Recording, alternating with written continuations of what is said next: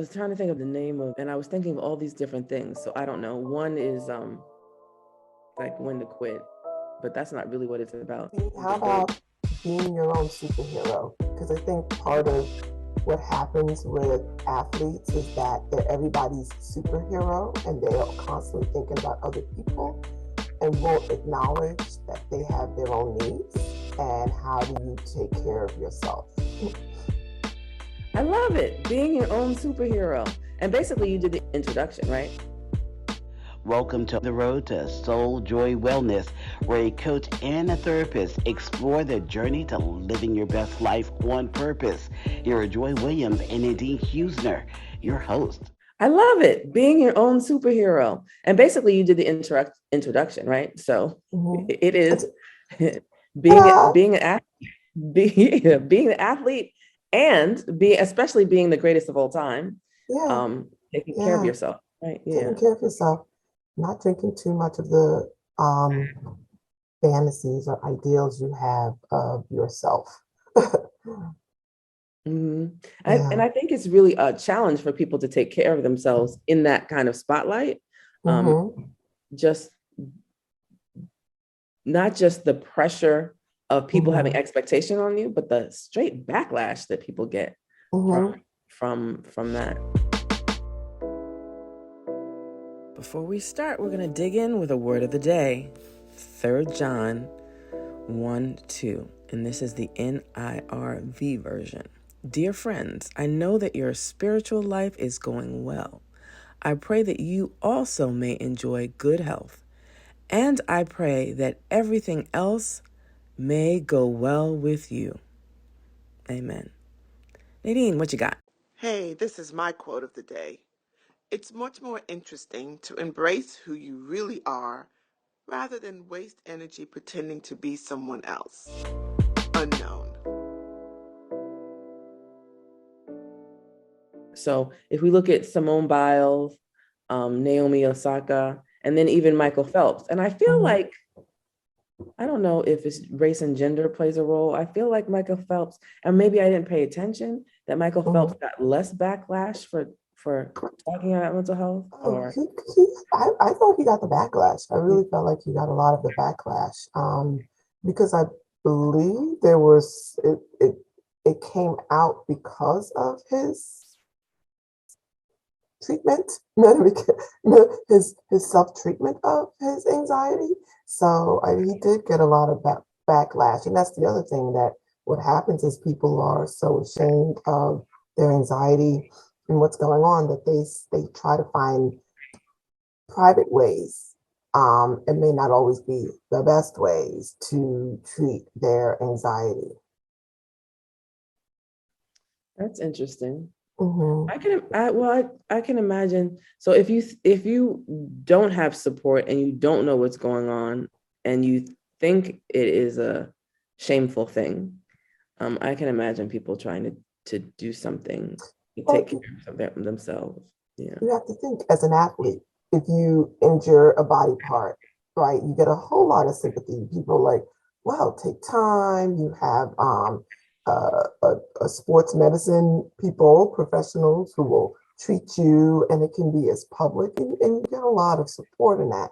But if you have an injury that no one can see, if your anxiety or your depression or some emotional challenge, you don't get the same response, and it could be viewed as weakness. Yeah. And then it's interesting. So I was in a clubhouse room some time ago. I don't remember the name of the room or the names of the people, so I'm not exposing anything. But so someone was talking. He's from a more traditional sports background, and the question is like, how could you be the GOAT, the greatest of all time, if you are quitting at this critical time? And then another woman made the point. She said, for those of us who grew up in that kind of way, like the athlete pushes through at all costs, all times, it's gonna take a moment. She's like, you need to give us some grace to get to the new way of thinking, that Mm-hmm. that taking care of yourself is really critically important. That you that by stepping down, because you are more than just this athlete. By stepping down or stepping away or taking time away, then you have to, you have to recognize that is actually being the the goat, being, and she didn't really say this, but one of the things is that if we have other people emulating these superheroes, right? If we have other people emulating the superheroes and they don't have the resources and the things that they need, they're putting themselves at greater risk. So at the end of the day, what do we want for society? We want people to be mentally, physically, and emotionally healthy. So that would be a better way to be, to say, you're not going to just go through it at any cost, because you could create so much more damage. So in Simone Biles' case, she could physically injure herself by not being in the mental space. And then, other things can happen when people don't address these things properly. But we understand even with self-care, right?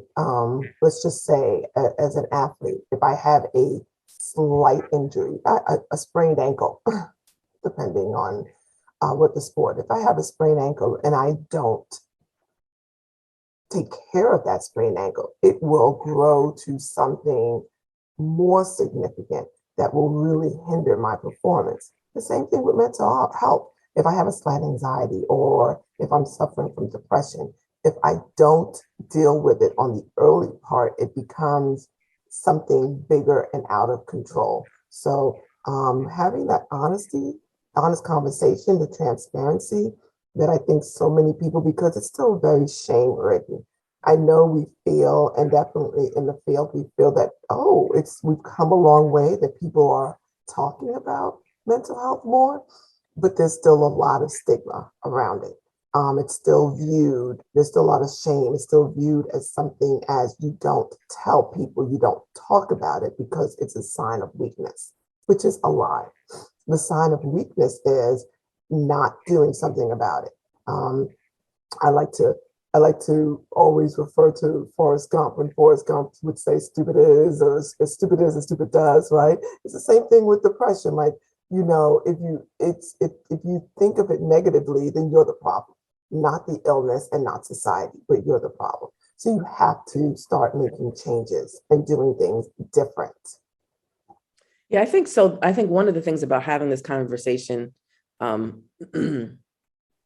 constantly is that we will have the opportunity to change behaviors, and to address these things and to connect it more as a society, right? So I think that's one of the critical things.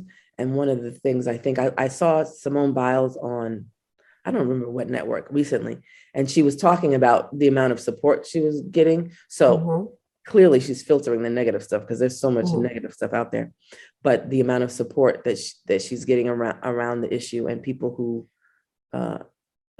have been touched by her approach to that.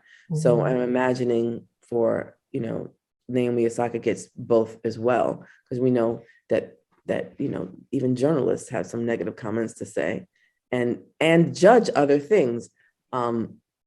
Like Megyn Kelly was judging her for being on the cover of something, or being, and even the novice person knows that a publishing or a television shoot happens long before the things air. But judging her in that way, and so Naomi addressed it. So sometimes I think that's the other thing. It's like, are you going to address people in their negative comments or not? But elevating it to the surface, I think, is great for us. Absolutely. Absolutely. And yeah, I couldn't agree with you more, Joy. Could not agree with you more on that. Yeah, and then it reminds me of, scenes, because I don't have any kids, I don't go to these athletic events, but scenes of the parents forcing their children and being really like the super parent, trying to make sure their kid does whatever they're supposed to do. So then I think maybe that will translate into those parents thinking, okay, we have to work on the mental health of the child as well, instead of treating the children like performance machines. That requires some self-awareness on the parent's part. And sadly, for many parents, our children are an extension of ourselves, right? So we see their we're there judging them instead of being in that place of acceptance and support and nurturing. And when my kids are at sports events and I see some parents who are like right there with the coach. I mean, it's sad when these sports events start that these you have to get these rules of sportsmanship, and some of it includes parent behavior, right? Which is really sad that you can't just let this be fun. And what happens is when it stops being fun, then the child isn't really giving their best, they're not engaged, and it becomes a not only a painful process for the person who's watching, the parent, but it becomes a painful process for the child who really doesn't want to be a part of this or fears disappointing their parent. So they'll do whatever they have to do to get that praise. I remember my son played baseball, and there was this one kid, and his father was really intense. Like when he came up to bat, he would like walk back and forth, and then every time he would swing the bat, he would turn back to the stands and look for his father's like feedback or approval or disapproval. It was mostly disapproval, but it was difficult to watch, right? And the other parents who were sitting there was just like, oh, don't miss this one because your father is not going to be happy about it. But even as an onlooker, we need to have the courage to tell the father back down a bit, right? But it's unfortunate and it's difficult to watch. So yeah, I can imagine that, but I'm just trying to imagine like what is the parent really thinking, especially, we're talking young children. Like what are Mhm. they what are they thinking? They're living through the child, they're living. College scholarship or some um unfulfilled dream for themselves. That's what they're thinking. They're not thinking about, they're not in the moment. They're either living in the past or they're living in the future. They are not in the moment where it's just kids enjoying a sport, um, getting some exercise. They don't see it that way. They see Mhm. it's some past trauma or some future goal.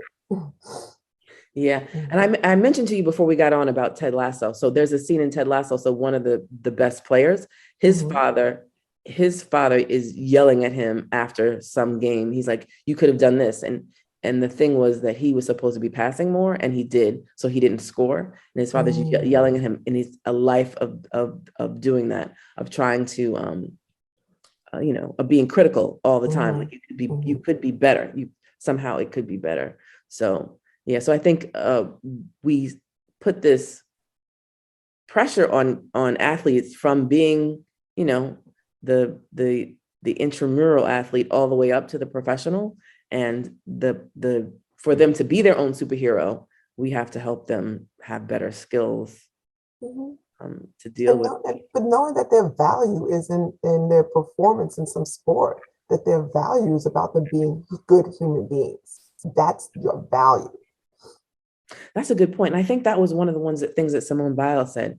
So she didn't think of herself as having anything else other than gymnastics. Mhm. So even if she went through this, and let's say she went through and she was successful in that thinking that that was her only value would put herself up for worse future. Because if she could only define herself by what she was doing then and that was over, then then she would be setting herself up for a more stressful life after. So Mhm. by going through this mental crisis, or I don't even know if that's the right word, but going through this challenge, Challenge. yeah, going through this mental challenge, she's exposed herself to the fact that her value is greater than just being a gymnast. Mhm. It's kind of sad that she had to go through that to reach that realization, right? I mean, you think about the hours and years she has invested in this sport, and that it took her this critical moment, right? And it wasn't even a critical moment in her performance, but a critical moment where emotionally she just couldn't go forward, that she finally was able to understand where her value lies. And it's not in her performance. But it's kind of sad that she went this far. And it's no fault of hers, not blaming her. I think we all do that we get so laser focused on one thing in our lives, and that one thing is what makes us valuable. and we have to be dynamic in who we are. We're not just one. We're not just an athlete. We're not just a mother. We're not just a coach or a therapist. That we are so much more. And it's really the whole concept of not putting your eggs in one basket. And we're all guilty of it. Sometimes I have to back myself up and be like, okay, there's more to life than this one thing. Yeah, and I think that happens a lot for people when they lose their job. So they've Yes. so identified with that job that it's so hard for them to recover. Yes. And that's one of those critical moments where, and that's why even during this pandemic, that became an issue that people lost their jobs. And it wasn't just only about how do I support myself? Yeah, that's a big piece. But another thing is, well, who am I without my job? Yeah, that's very true. Yeah.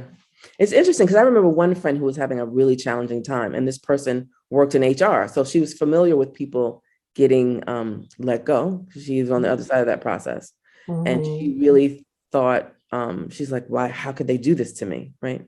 So it made her, it slowed her down for a minute. Not, I'm not saying that anyone wouldn't grieve the process that you're losing your job and you're leaving a place not because you decided to, but it could keep you being more stuck from there at that point. Mm-hmm. Mm-hmm. Yeah. And that's and like you said, it is a very common experience when someone loses their job. It becomes a personal, like, and so for people who are not an athlete, Joy, this is a wonderful analysis, right? It's very similar to losing your job when you're not able to perform as an athlete, right? Or you get removed from a team. It's losing your identity, and you question. So there may be people who might be somewhat dismissive, like, "Oh, it's just a sport. What's the big deal?" But it's very similar to it's a status, especially if it's something you felt really good about and you were good at. Mm-hmm. Yeah, and I guess I could be at any level. So like you're JV or varsity or whatever, and Mm-hmm. then you lose your job. So So solutions, right? Like we can talk about the problem, and definitely um having a support network or a person or people that you can go to and have the honest conversation about what's going on. I think oftentimes people feel very alone. They don't know who to turn to. And when we look for solutions, sometimes within ourselves, sometimes we don't necessarily come up with the best solutions, right? That voice in your head doesn't always give good advice. So, um, finding one person, that's all you need is just one person who you can talk to, who you can honestly say, hey, this is what's going on with me. And maybe that person can persuade you or see or think outside of the box of what you're going through. It's that the networks are so important, and we don't give enough emphasis to it. So if you have someone who's an athlete, and encourage them. It doesn't have to be you, because sometimes we're like, oh well, yeah, I'm my best friend's best friend. Well, maybe your best friend doesn't really want to talk to you, but letting them know that there are other places for you to go, other people, and it doesn't have to be your one-stop shop deal for everything. Mm-hmm. Yeah, that's interesting because I think on a general level, exercise and eating well and all those things will help your mental health. But on an Absolutely. excessive level, it could be part of the problem that you're having. So Mm-hmm. having those friends and those outlets are really, really helpful. Mm-hmm. And then they can also, refer you to other people, Mm-hmm. professionals, or just someone just someone that you feel comfortable Mm-hmm. talking to. Yeah. And and the thing that I hear people always say, they kind of push getting help off. Oh, it's not that big. I got it. Oh, or they found some unhealthy coping mechanism to get them through. You don't have to wait until the house is on fire, until the barn is on fire for you to put the fire out. It could be small. It could be like, maybe I'm not sleeping at night, or maybe I've noticed a change in my mood, or the things that used to really I used to find pleasure in, I no longer find pleasure in. It could be something as simple as that. And you could talk to somebody, you may go in and be like, okay, I, I'm not that critical, but this is good, but you start to establish a rapport with someone, a therapist, where when things are bad, at least you have it in place. And interestingly, I was talking to athletes. So Michael Phelps is a part of Calm. I think it's Calm. It is And calm. then Simone Biles recently partnered with Cerebral.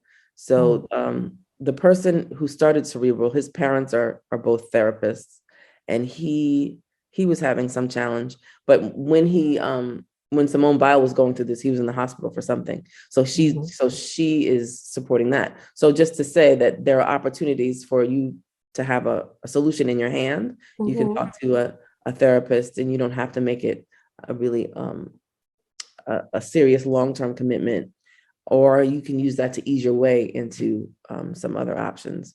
And then the other thing I think that people think is your first therapist might not be the one for you. So you might need to find somebody else. Absolutely. When I meet people for the first time, I tell them it's like buying shoes. Not to minimize what I do with buying shoes, but you may see a pair of shoes and you may have a therapist that a friend referred you to. And you might get in there and be like, it doesn't look on me the way it looked on someone else, or it doesn't feel the same.